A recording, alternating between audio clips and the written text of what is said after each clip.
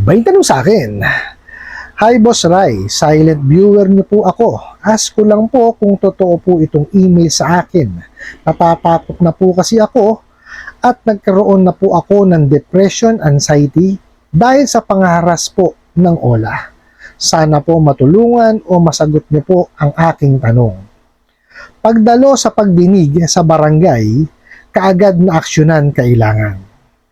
Isang kasong small claim ang isinampa laban sa inyo sa inyong barangay dahil sa hindi nyo pagbabayad ng utang.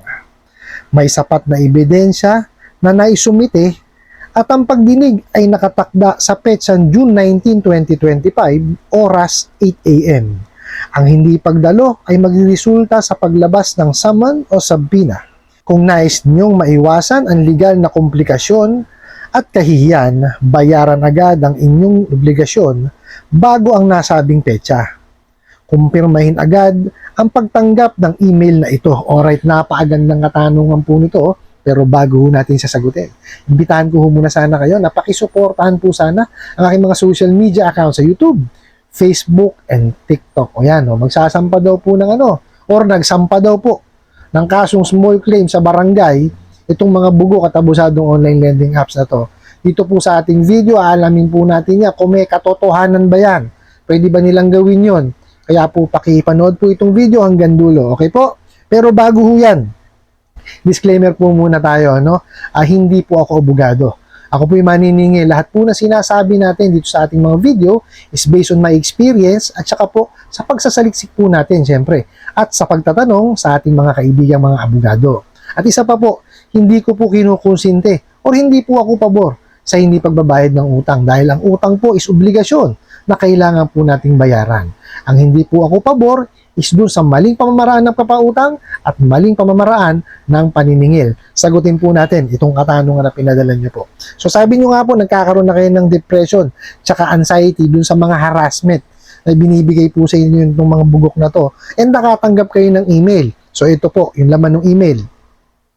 Pagdalo sa pagdinig sa barangay, kaagad na aksyon kailangan. Wow, iba talaga. May drama pa. So sabi po na isang kasong small claims ang isinampa laban sa inyo sa inyong barangay. Okay, dun po muna tayo. Ulitin po natin ha. Ang small claims case po ay sa po yan, sa small claims court po yan, isinasampa sa lower court. Hindi po yan isinasampa sa barangay. Okay? Meron ho tayong Supreme Court Administrative Memorandum 14-93, na nagtatakda po doon na pagka po yan is juridical entity, hindi na po yan dadaan sa barangay.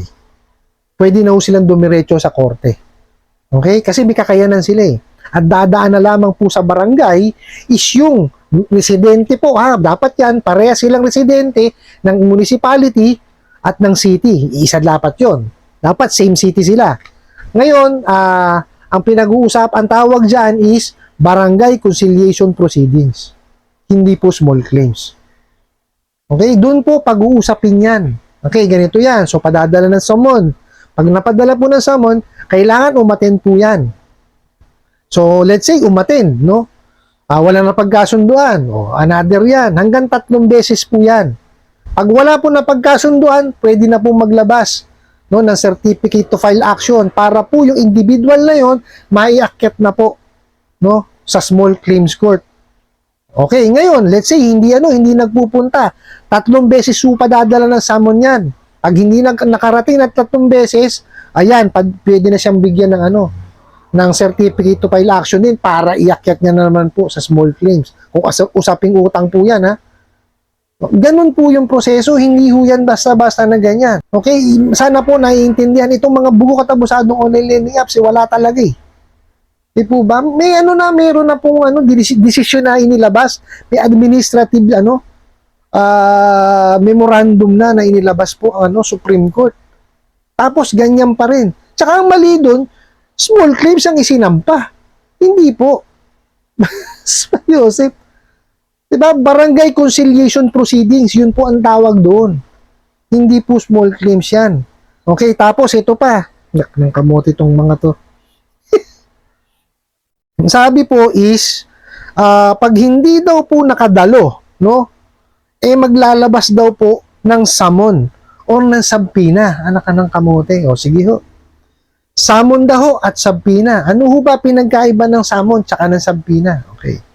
Yung summon po kasi parehas naman po legal na dokumento yan. Pero po yung summon kasi, ito po yung matatanggap ninyo pagka meron pong reklamo.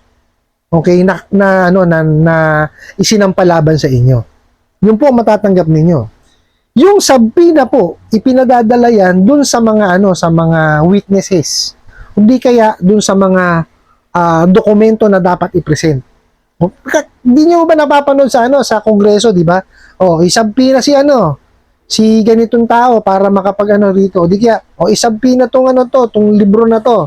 O di kaya itong na to, tong bank book na to. No? So, yun po yung ibig sabihin ng subpoena. Although, yes, parehas silang legal na dokumento, pero magkaiba po sila. Itong mga to, iisa lang ang definisyon ng subpoena tsaka nung summon. Magkaiba po yan. O nakita nyo po, hindi na nila alam kung saan isasampa yung small claims, hindi pa nila alam kung ano yung tsaka mali. Pag hindi dumalo, tsaka palang magpapadala ng summon tsaka ng subpoena, loko. Diba? Tsaka hindi ho tama yung ganitong sila ho ang magpapadala ng email. Hindi ho ganun. Okay? Kung meron man ho silang isinampa, okay, papatulan ho natin to Kung meron silang sinampang complaint sa barangay, yung barangay po ang magpapadala po ng summon. Okay? Sana po maliwanag kasi yung barangay lang po ang may kakayanan o may karapatan na mag-imbita doon po sa hinahabla. Hindi po yung naghahabla ang mag-iimbita. Ano yun? Diba? Mali. So, ibig sabihin, walang alam itong mga bugo katabusadong online lending apps na to sa batas natin. And even yung proseso. Diba?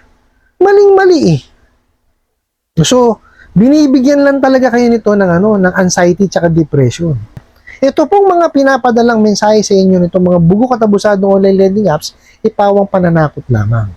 Okay? Kaya po ito, lagi kong sinasabi, bago nyo ho takutin ang sarili nyo o bago ho kayo matakot, basahin nyo po muna. Andyan naman po si Google. Di po, may mga AI na po tayo. Di ba? Itanong po natin tama ba na magsampa ng kasong small claims ang mga sa barangay? Sasagutin naman kayo Kasi po, barangay conciliation proceedings po ang sa barangay. Ang sa small claims court, small claims ang ang usapin ho doon. So, sana lang po maliwanag, Tapos, ito pa ho ang payo ko sa inyo. Huwag niyo na ho antayin na yung madagdagan pa yung depression nyo o tsaka yung yung anxiety niyo. Pag-ipunan nyo po. Total, past due na rin lang kayo kasi ganyan na ginagawa sa inyo harassment Past due na kayo, pag-ipunan nyo tsaka nyo siya bayaran. Kung ano man po, yung pinagbayaran nyo, itabi nyo. Di po ba? Kasi, ano man po gawin nila, may papakita kayo sa kanila. Pero ito lang ho sasabihin ko sa inyo. Hindi ho tutungtong ng korte yan. Bakit? Napakarami pong batas ang nilabag niyang mga yan. Pati memorandum. Okay? Pati ho yung interest rate Diba hindi nila sinusunod? May ceiling on interest rate na Itong mga to, pagka nando sa ceiling on interest rate, mataas pa rin ang interest. Di po ba? Hindi talaga sumusunod. So, napakarami po nilang nilabag, kaya hindi yan tutungtong ng korte. Kasi alam nilang mababaligtad yan Yun yung bahay ninyo. Nagbigay na kayo ng information, address, yung ID nyo nandoon. Ba't hindi kayo pinupuntahan sa bahay? Para kayo usapin ng maayos. Di po ba? Tsaka hindi ho ganyan ang paniningil. Okay? Ang paniningil po is an art. Okay? Dapat yan, may mga certain skills kayong in place. Marunong makipag-negotiate. No, hindi ganyan natakutan. Okay po? Hindi ko maintindihan kung saan nadampot yung mga yan So, ang pakalmahin nyo yung sarili ninyo. No, para hindi na ho kayo madagdagan pa ng anxiety tsaka depression. Tsaka ito papayo ko sa inyo. Maghanap kayo ng tao na makakausap po ninyo. Kasi napakahirap po niya sakit na yan. Hindi ho lahat ng tao nakakalampas yan. Kasi pagka nagkaroon kayo ng anxiety tsaka depression, maaring dire-diretso yan, maaring magamot. Kaya magpatingin ho kayo. No? Maghanap kayo ng tao makakausap ninyo or better, maghanap po kayo ng professional na tulong para makatulong po sa inyo. Ano po, I hope nasagot ko po itong katanungan na to at sana po yung makatulong. Maraming salamat po sa inyong walang sawang pagsuporta at panonood sa aking mga videos. Maraming salamat po sa inyong pag-like, pag-share, pag-comment at pagtatanong. And kunin ko na rin po itong opportunity na to na imbitahan po sana kayo na pakisuportahan po sana aking mga social media account sa YouTube, Facebook, and TikTok. Hanggang sa muli po, yun lang.